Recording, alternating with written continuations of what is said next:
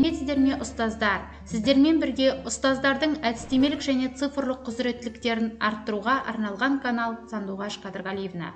Менің каналымнан ұстаз үшін заманауи цифрлық құралдармен жұмыс, креативті әдіс, стильді презентациялардың жасалу жолдарын таба аласыздар.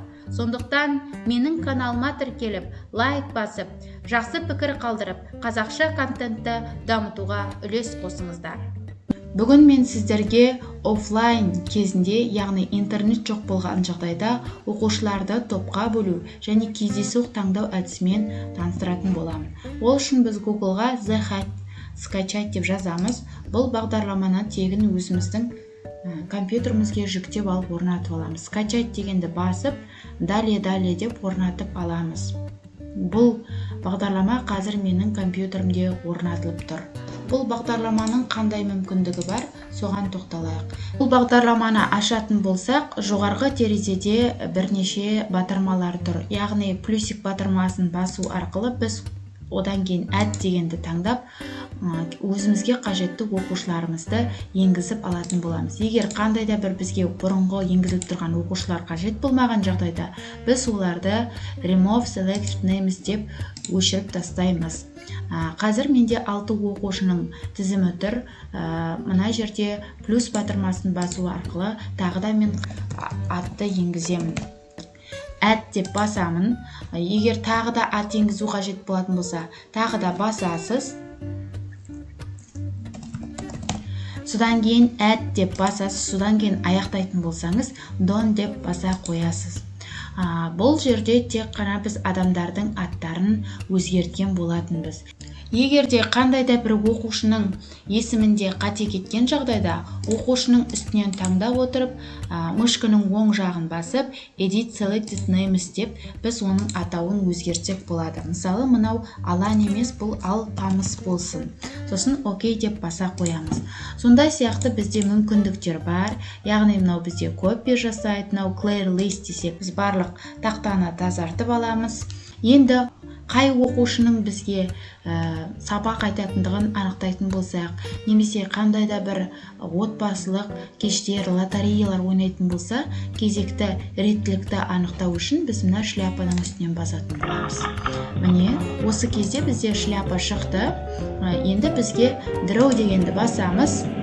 Міне бізге Мейрамгүл жаңағы кезегі түсті. Мейрамгүл мысалы сабақ айтады, немесе Мейрамгүл қандай да бір челленджді бастайды десек болады. Жақсы, қайтадан біз бағдарламаға келейік. Осыны жауып тастаймыз. Біз бағдарламаға келгеннен кейін тек қана біз жаңағы кезекті рандомды кездейсоқ таңдамаймыз. Сонымен қатар біз топқа да бөлсек болады. Топқа бөлу үшін біз не істейміз? Осы шляпаның қайтадан үстін басамыз. Сол кезде бізде мына жерде 1 деген сан тұр, иә? 1 деген сан тұр. Осының үстінен біз қанша, мысалы біз 6 оқушының есімін енгіздік. Ол оқушылар бізде 3-3-тен 2 топқа бөлінсін. 3 дегенді жазамыз, сосын draw name деген жазамыз. Қазір бізге Алан, Айнұр, Ержан бірінші топтың оқушылары, қалған 3 оқушы екінші топтың оқушысы деп өзгертіп алсақ болады. Мынадай қайтадан бастап, егер қандай да бір келіспеушіліктер орын алған жағдайда қайтадан бастасақ болады.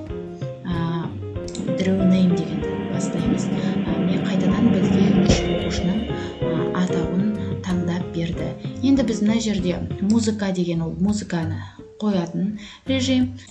Одан кейін бізде сохранить дегенді басып, біз осы өзіміздің зхатта осы мысалы 6-шы А сыныбының оқушыларын енгізіп қоятын болсақ, 6А деп сохранить етуімізге болады. Келесі кезеңде біз оларды қайта жазып жүрмес үшін. Бірінші топқа бөлінген 3 оқушымыздың атауын автоматты түрде блокнот бағдарламасына сохранить етіп қоятын болады. Көбінесе біз онлайн форматтағы кездейсоқ таңдауларды немесе топқа бөлу кезде онлайн форматтағы қандай да бір сервистерді пайдалана алмай жатамыз. Сол кезде осы бағдарламаны бізге интернетсіз осы бағдарлама көмекке келетін болады. бағдарламаның сілтемесін төменгі жақта қалдырамын.